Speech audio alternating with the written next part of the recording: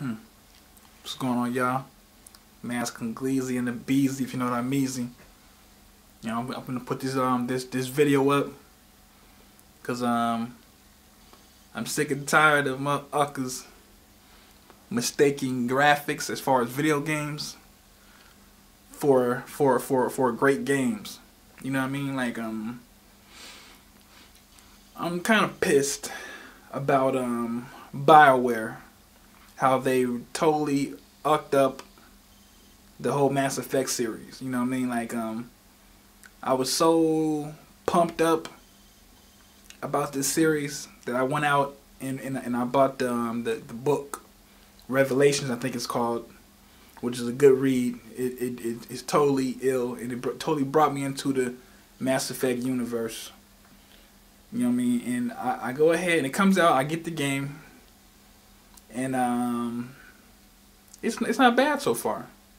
You know, it's not bad so far. You know, and I'm like, okay, that's tight. The codex is tight. You know what I mean? They explaining everything to you about what's going on in the universe and everything. And you know, it's pretty good so far. Then I think a week passes by, and before I know it, I passed the game. I'm like, that's it?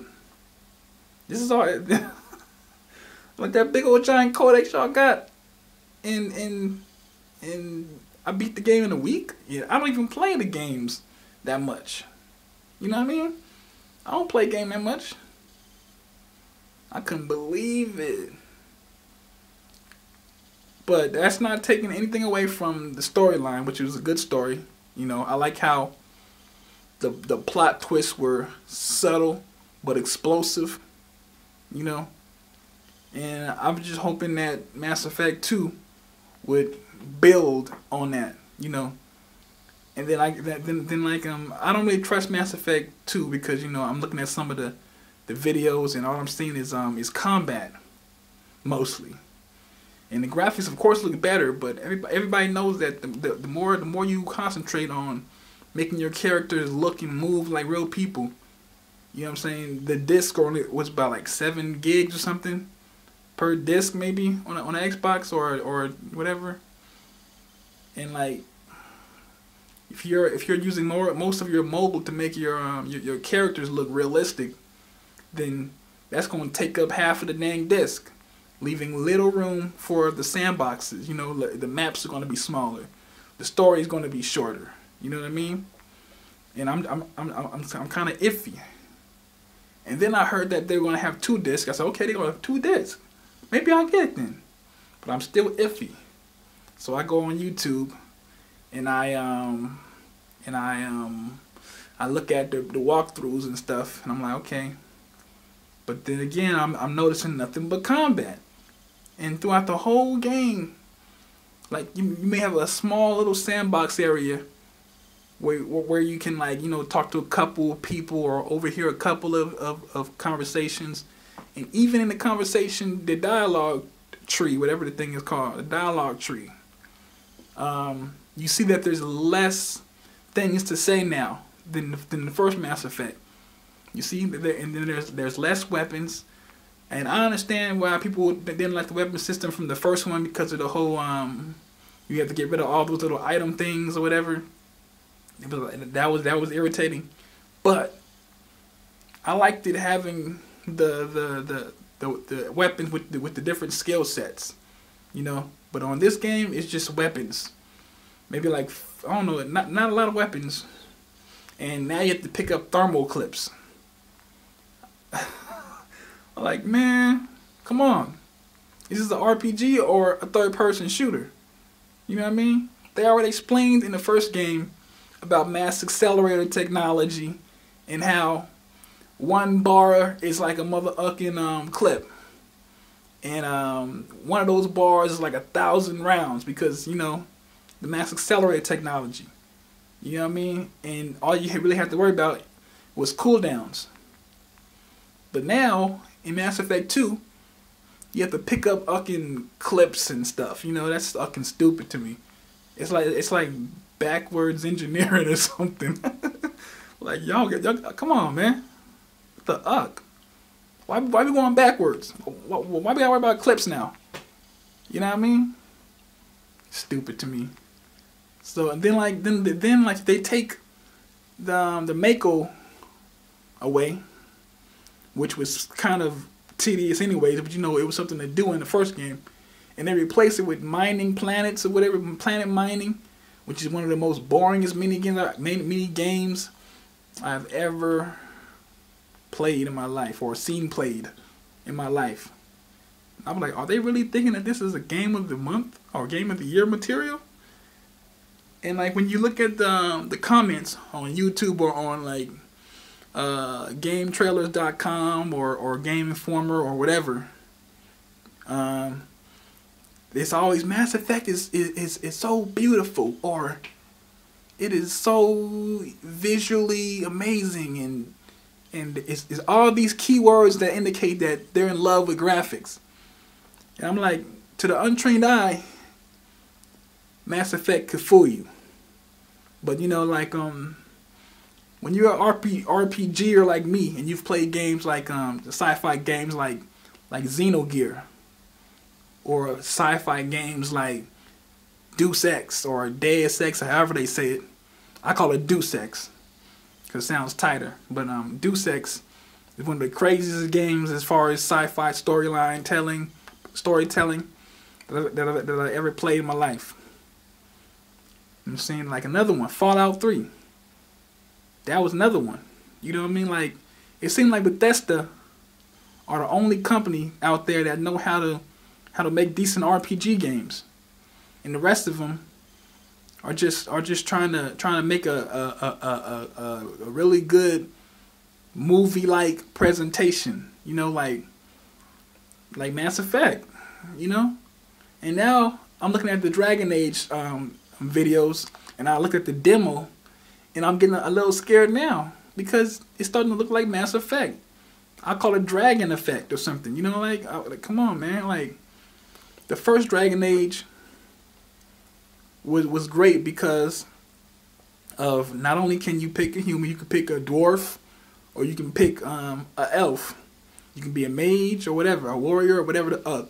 And for each race or class you chose, there was an origin story, a beginning story for that character.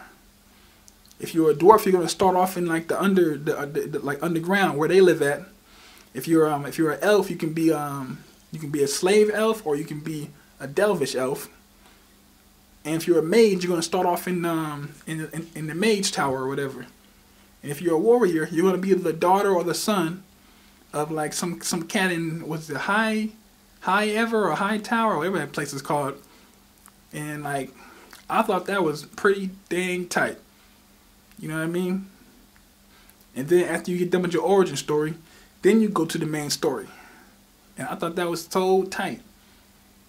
And then now Dragon Age 2, you know what I'm saying, they're trying to make it all visual. Even the red little dragon that passes by in the beginning of the game is all 3D looking now. And you know, and I'm like, here they go again with focusing on graphics and presentation over depth and storyline. You know what I'm saying? And I'm a little iffy about Dragon Age 2.